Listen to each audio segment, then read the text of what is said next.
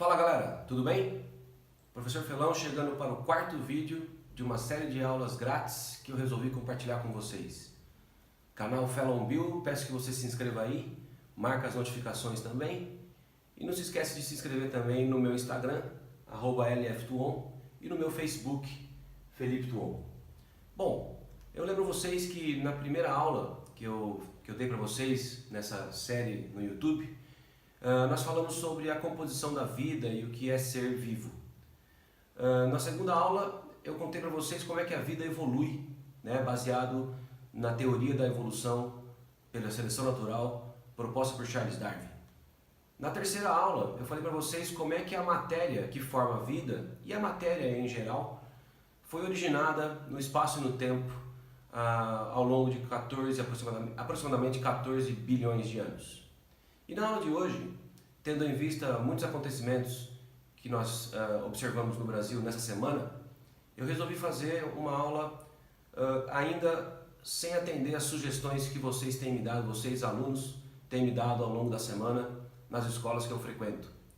Aliás, peço que vocês já comecem a pensar nas sugestões que vocês querem me dar, porque a próxima aula eu atenderei uma sugestão de algum aluno. Fiquem atentos no Instagram, que eu vou mandar algumas enquetes para vocês votarem em qual tema vocês gostariam que eu desse a mini aula aqui. Tudo bem? Bom, mas hoje, como eu falei, tendo em vista os acontecimentos no Brasil, sobre política, educação e tudo mais, eu resolvi fazer um vídeo sobre o método científico. Por que o método científico, galera, é a melhor opção que nós humanos temos para seguir em frente com o modo de governo, com o sistema de saúde, com o sistema de educação, segurança pública e todo o resto? Bom, eu gostaria de apresentar para vocês o método científico. O que significa isso, galera? O método científico, ele é baseado em 4 tópicos, como vocês podem ver aqui na lousa. Primeiramente, nós dependemos de observar e problematizar algum evento, alguma coisa que olhamos no nosso dia a dia, alguma coisa que observamos, algum fenômeno que nós não entendemos. Então, nós temos essa observação, nós temos a certeza que esse fenômeno acontece, mas nós não sabemos o porquê. Então, surge um problema, né? Isso é problematizar. Você levantar uma questão sobre algum fenômeno ou alguma coisa na natureza. Enfim, você, baseado apenas na sua observação e baseado nos seus conhecimentos prévios, você levanta uma hipótese, você desenvolve uma forma de pensar sobre aquele fenômeno, sobre aquela coisa, e você vai tirando algumas conclusões ali, rasas, né? E de maneira primária, apenas sobre o seu achismo, sobre aquilo que você acha que é aquela coisa observada ou aquele fenômeno observado. Por isso que eu escrevi aqui que as hipóteses são passíveis de crença.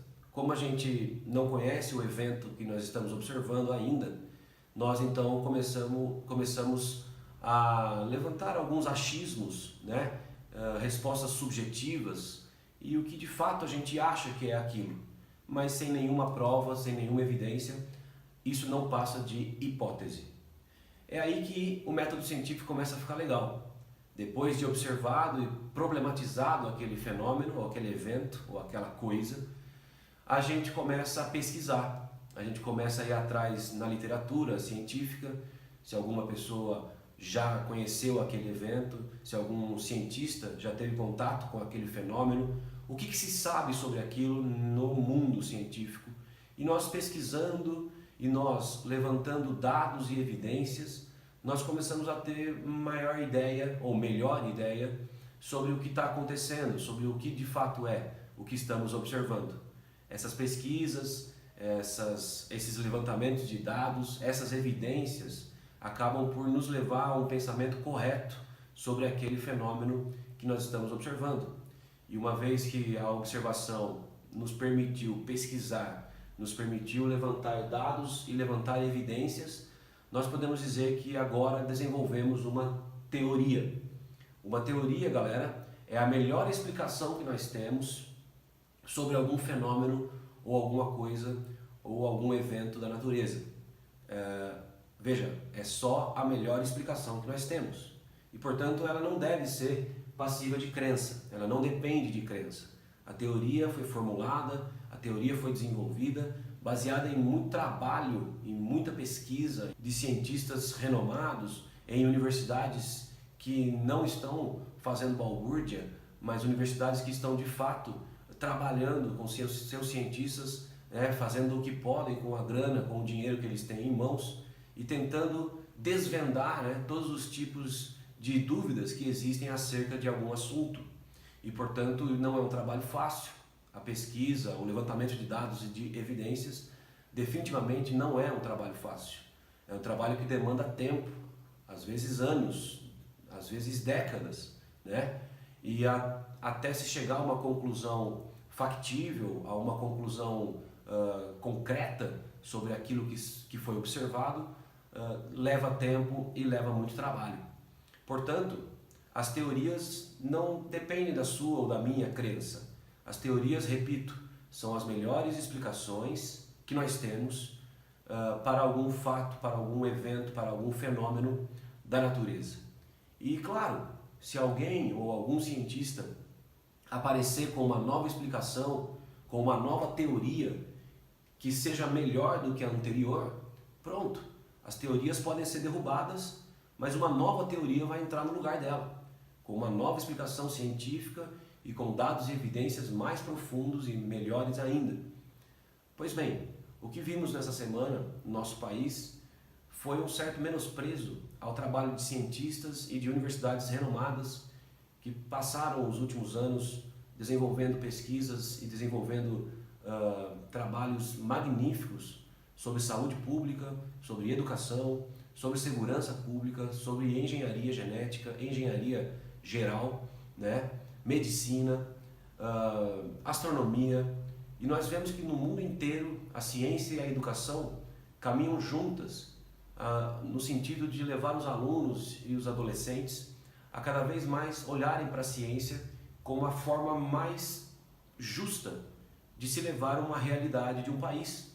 Não faz sentido as pessoas se basearem em hipóteses para governar um país. Hipóteses são passíveis de crença. Hipóteses não têm nenhum dado, nenhuma evidência que fundamente ela. Ela é apenas o resultado de uma observação de algum evento, de algum fenômeno que foi problematizado, mas ainda não tem nenhuma evidência de que aquilo é verdade. Portanto, todos os governantes de todos os países deveriam de fato dar mais atenção e levar a sua vida e levar o governo de um país, a realidade de um país, baseado em teorias mesmo. Quando as pessoas falam que a teoria da evolução é só uma teoria, eu sempre digo, ainda bem, porque por isso que é verdade. Nós descendemos de ancestrais primatas, nós seres humanos descendemos de ancestrais primatas, uma vez que existem dados e evidências que nos provam isso. Veja, rapidamente posso dar um dado. Você e eu e um chimpanzé apresentamos 99% de equivalência genética. Equivalência esta que é encontrada também em menores proporções em outros primatas que tecnicamente descendem de ancestrais mais antigos. Veja, isso nos leva a uma evidência de que nós temos, todos nós primatas, temos um ancestral em comum. Mas lógico que não foi da noite para o dia que um ser humano, um Homo sapiens, se formou, mas baseado em evidências, uma linha evolutiva de aproximadamente 6 milhões de anos levou à formação de diversos tipos de primatas. Alguns foram extintos há muito tempo e outros conseguiram se reproduzir, pelo que eu disse naquela aula 2, as mudanças de características são selecionadas pela natureza. Outro exemplo, nós temos aproximadamente, segundo a NASA, 2 trilhões de galáxias no nosso universo. São aproximadamente 300 bilhões de estrelas em cada galáxia. E nós nunca encontramos vida fora da Terra. Ou seja, temos uma observação. 2 trilhões de galáxias, cada uma com 300 bilhões de estrelas. Temos uma problematização. Existe vida em outro planeta? Hipótese. Eu acredito que a vida existe em outro planeta. De forma simples, bacteriana, ou uma forma de vida que a gente não faz ideia de como seja. Não sei, vida inteligente como a nossa, se realmente possa existir em outro local, simplesmente não sabemos. Hipótese, você acredita? Eu acredito? As pessoas acreditam em vida em outro planeta? É hipótese, é passível de crença, mas não podemos simplesmente afirmar que é uma verdade. Temos que levantar dados e evidências. A NASA colocou em órbita há alguns anos o telescópio Kepler, que vai ser o telescópio, que na verdade é o telescópio, que está observando exoplanetas, planetas distantes ao redor de outras estrelas e que possam estar na zona habitável da sua estrela. Como eu falei na aula 3, a zona habitável é uma zona em que a estrela mantém uma temperatura amena para um planeta rochoso que possa desenvolver água nos 3 estados da matéria, além de outras condições para que a vida possa se formar.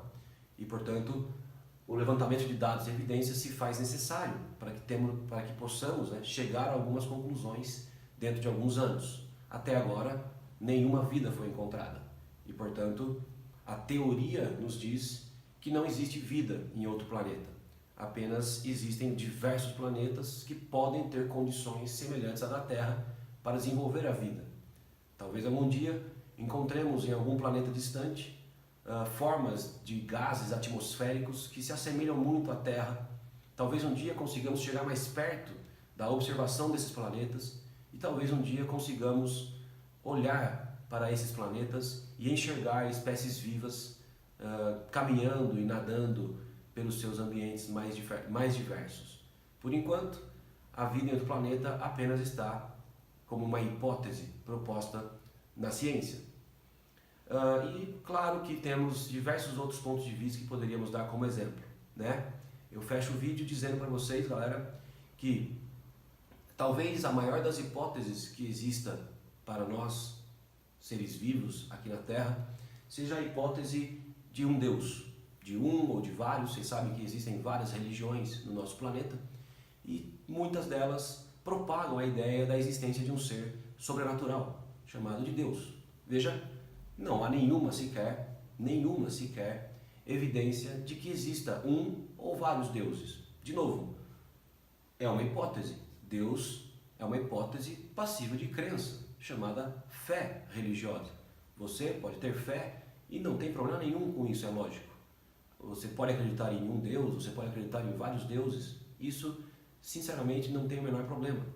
O que nós não podemos fazer é tornar a vida, a realidade das pessoas em um país com grandes dificuldades como o Brasil, baseado em algo que é simplesmente uma hipótese.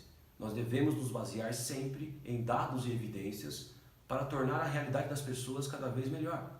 E dessa maneira, a crença religiosa fica subjetiva, ou seja, é de cada um. Agora, o sistema governamental, o sistema econômico, o sistema educacional, saúde pública, segurança pública, como eu falei, precisam ser embasados em dados e evidências.